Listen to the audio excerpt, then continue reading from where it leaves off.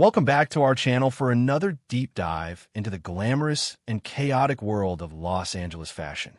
Today is a fantastic day to unpack the latest explosive developments from your favorite daytime drama, where corporate ambition and family loyalty are colliding in spectacular fashion. Let us dive right into the heart of the impending storm at Forrester Creations. The executive suite at Forrester Creations has transformed into a pressure cooker of resentment, and at the absolute center of this boiling cauldron sits Steffi Forrester Finnegan. The co-CEO is currently radiating a level of pure, unadulterated fury that threatens to scorch anyone who dares to cross her path. Steffi is fuming, completely incensed by the audacity of Hope Logan Spencer standing up for herself and demanding the respect she has earned. Instead of recognizing the immense value of the Hope for the Future line, Steffi has chosen the path of executive hubris, callously shelving the project once again to prioritize Eric Forster's couture. This is not merely a business decision. It is a calculated display of dominance, a power play designed to keep Hope marginalized and firmly under her designer heel. Steffi's absolute refusal to yield, even in the face of mounting opposition, highlights a dangerous arrogance that is blinding her to the very real cracks forming in the foundation of her family's empire. The tragedy of Steffi's current trajectory is magnified by her blatant disregard for the wise, prophetic counsel of Carter Walton. Carter, who has served as the moral and legal compass of Forrester Creations for years, has explicitly warned Steffi about the devastating consequences of her actions. He has sat in that office, looking her dead in the eye, and reminded her of the historical precedent of pushing invaluable employees to the brink. Carter knows all too well that similar executive hubris has sparked corporate coups in the past, coups that he himself has been entangled in. Yet, Steffi brushes off his dire warnings as if they were nothing more than the buzzing of an annoying insect. She is so deeply entrenched in her own narrative of superiority that she cannot fathom a reality where her decisions backfire. Carter's deep-seated fear that Forrester Creations might lose hope forever is not an exaggeration. It is a highly probable outcome that Steffi is too stubborn to acknowledge, let alone prevent. What makes Steffi's behavior particularly alarming is the sheer cruelty embedded in her leadership style. Ridge Forrester, a man who has historically defended his daughter's every move, has been forced to pull her aside and issue a stern warning about her conduct. He has pointed out that laughing in the faces of her employees is not just unprofessional. It is a toxic manifestation of bullying. Steffi is no longer operating as a visionary executive guiding a fashion house to glory. She is acting like a tyrant who revels in the humiliation of her subordinates. As she continues to whine about Hope's insubordination, Steffi is simultaneously projecting all of her own bitter insecurities onto the blonde designer. She is lashing out, weaponizing her authority to inflict emotional pain, completely oblivious to the fact that she is driving one of her most lucrative assets straight into the arms of a rival company. For Ridge Forrester, this escalating crisis is serving as a terrifying and long overdue awakening. For years, Ridge has been the ultimate enabler of Steffi's worst impulses, consistently turning a blind eye to her manipulative tactics and rewarding her aggressive behavior with promotions and power. However, the current situation with Hope has forced the patriarch to confront the uncomfortable truth. He has created a corporate monster. Ridge is finally beginning to see the alarming trend in Steffi's decision-making. He realizes that her vendetta against Hope is not rooted in financial logic or market trends, but in a deep-seated personal animosity that is clouding her professional judgment. This realization is a bitter pill for Ridge to swallow, as it requires him to acknowledge his own complicity in the toxic culture that now permeates the executive suite. As the tension reaches a fever pitch, Ridge finds himself standing at a critical crossroads. He is torn between his profound, unconditional love for his daughter and his fiduciary responsibility to the company that bears his family's name. The warnings from Carter have resonated deeply within him, and he knows that if Steffi continues on this destructive path, the fallout will be catastrophic. Ridge is actually beginning to entertain the previously unthinkable notion that a massive shakeup in leadership might be in the best interest of Forrester Creations. He is considering the possibility that removing Steffi from her unchecked position of power might be the only way to save the company from a mass exodus of talent and a devastating public relations nightmare. This internal conflict is agonizing for Ridge, as he knows that any move to discipline or demote Steffi will inevitably ignite a brutal family war that could shatter the Forrester dynasty forever. On the other side of this corporate battlefield stands Hope Logan Spencer, a woman who has finally reached her absolute breaking point.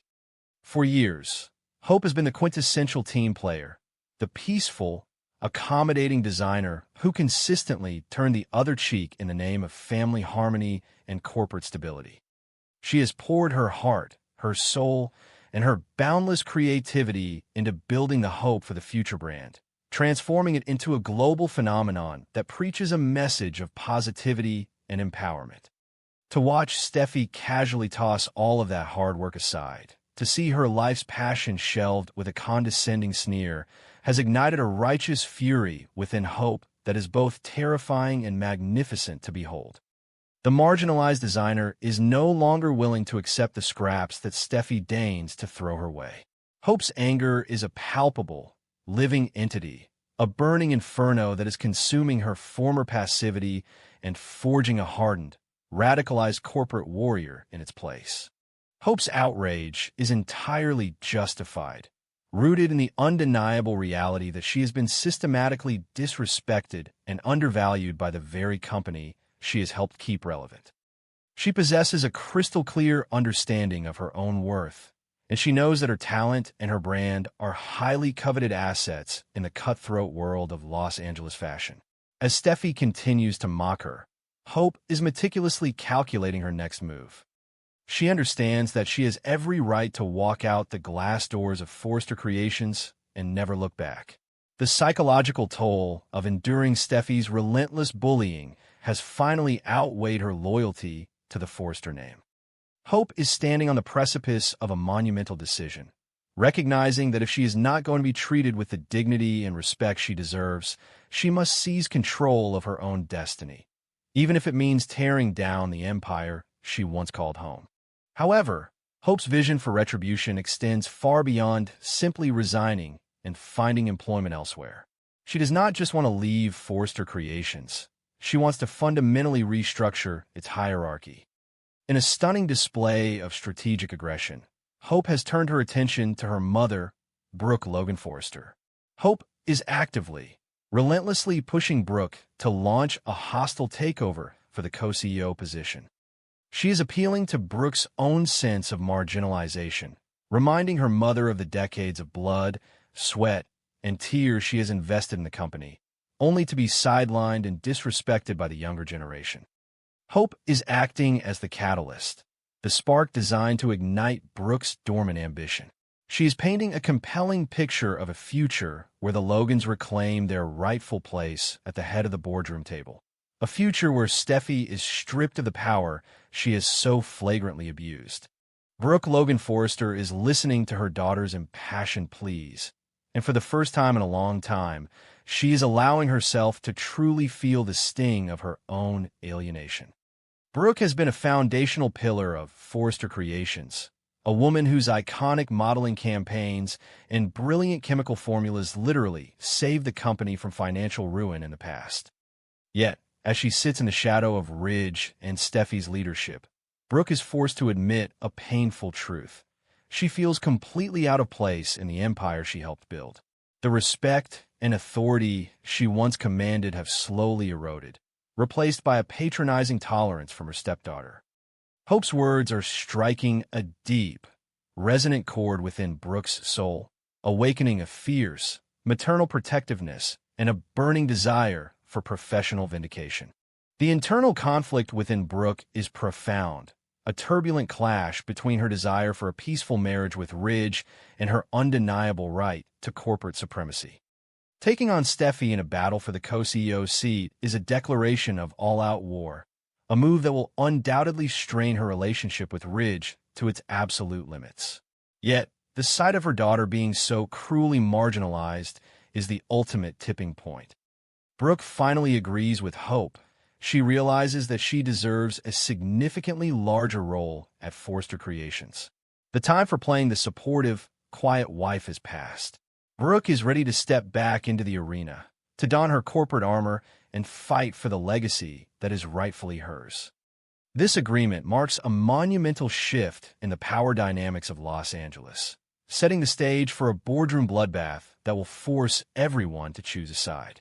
While the fires of rebellion are being stoked within the walls of Forrester Creations, a parallel storm is brewing over at the newly launched Logan brand. Liam Spencer, ever the strategic mastermind, is heavily involved in orchestrating the downfall of his former rivals. Liam recognizes the immense vulnerability of Forrester Creations right now, and he sees the perfect opportunity to strike a fatal blow. He is actively encouraging Katie Logan Spencer to aggressively pursue Hope for her new business venture. Liam understands that bringing Hope over to the Logan brand is not just a smart business move. It is a devastating psychological strike against Steffi and Ridge. By providing Hope with a safe haven and a platform where she will be universally celebrated, Liam is effectively weaponizing her talent against the very people who took her for granted. For Hope, the prospect of defecting to the Logan brand is incredibly alluring. It represents an escape from the toxic, suffocating atmosphere of Steffi's regime and a chance to build something beautiful alongside her own blood. Liam is painting a masterpiece of persuasion, highlighting the creative freedom, the unconditional support, and the massive financial backing that Bill Spencer brings to the table. He is showing Hope a world where her voice is not just heard, but revered. This temptation is a powerful counterweight to the idea of staying and fighting for a place at Forrester. It offers a clean break, a fresh start, and the ultimate revenge, proving to Steffi that the Hope for the future brand can thrive and conquer the market without the Forrester name attached to it. However, the execution of this brilliant strategy hinges entirely on Katie Logan Spencer, a woman who is currently wrestling with her own agonizing dilemma. Katie is a brilliant, ambitious businesswoman who has just tasted the intoxicating thrill of massive global success with her debut collection. She knows, objectively, that hiring Hope would be an absolute masterstroke, a move that would instantly elevate the Logan brand into the stratosphere of high fashion. The synergy of their talents and the built-in audience that Hope commands would guarantee unprecedented profits. Yet, Katie is hesitating, paralyzed by the complex, deeply fractured dynamics of her family. She is acutely aware that poaching Hope from Forrester Creations is not just a business transaction. It is an act of aggression that will inevitably pour gasoline on the blazing inferno of her relationship with Brooke. The relationship between Katie and Brooke is already hanging by the thinnest of threads. Brooke's recent attempts to extend a conditional olive branch were flatly, decisively rejected by Katie, who is tired of accepting transactional apologies and demands genuine, unconditional pride for her achievements. Katie knows that if she successfully recruits Hope, Brooke will view it as a profound betrayal, a theft of her daughter's loyalty, and a direct challenge to her own plans for a Forrester takeover. Katie does not want the situation between her and her sister to deteriorate any further, yet she is driven by a fierce, uncompromising ambition to see her brand conquer the world. This internal tug-of-war is tearing Katie apart, forcing her to weigh the ultimate price of corporate supremacy against the complete annihilation of her sisterly bond. In a desperate search for guidance and validation, Katie considers turning to the one person who has always served as the emotional anchor of their family, Donna Logan Forrester. Katie mentions the possibility of talking to Donna about the prospect of hiring Hope, perhaps hoping that Donna will offer a blessing or a strategic perspective that can alleviate her crushing guilt. However, Katie is fundamentally miscalculating the depth of Donna's current despair. If Katie is seeking approval or absolution from her older sister, she is marching toward a brutal awakening. Donna is not operating from a place of business logic or corporate ambition. She is operating from a place of pure, primal panic.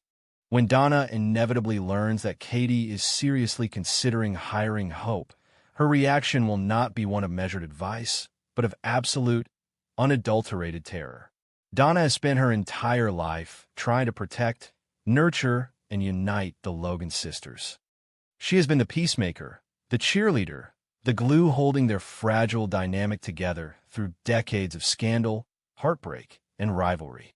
Now, as she watches Katie and Bill aggressively maneuver to poach Hope, Donna sees the very fabric of their family being violently ripped apart.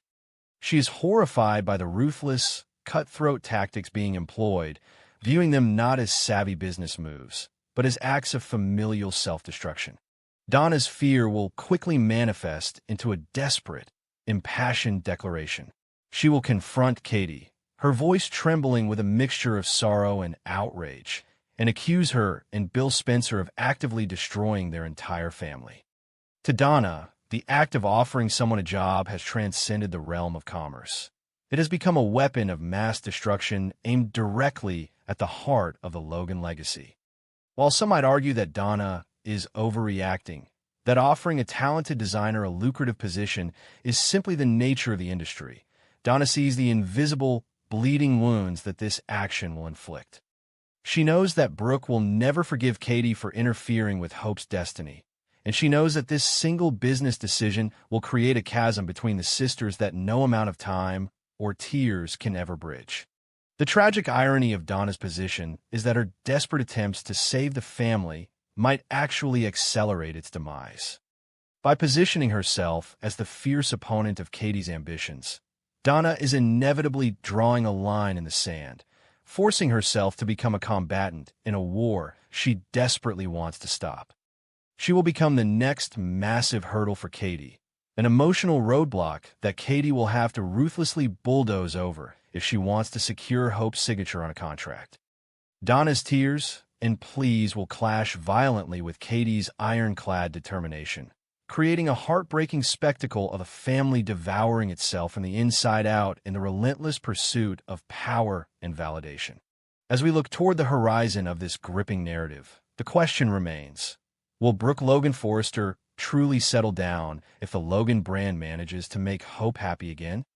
The answer is shrouded in uncertainty, but the sheer momentum of these colliding forces suggests that a peaceful resolution is entirely impossible. Brooke's awakened ambition, Steffi's unyielding arrogance, Ridge's terrifying paralysis, and Katie's ruthless expansion are all hurtling toward a catastrophic intersection. The board is set, the pieces are moving with lethal precision, and the fallout from these decisions will undoubtedly reshape the landscape of Los Angeles forever. The battle lines have been drawn in ink and blood, and as the tension continues to mount, one thing is absolutely certain.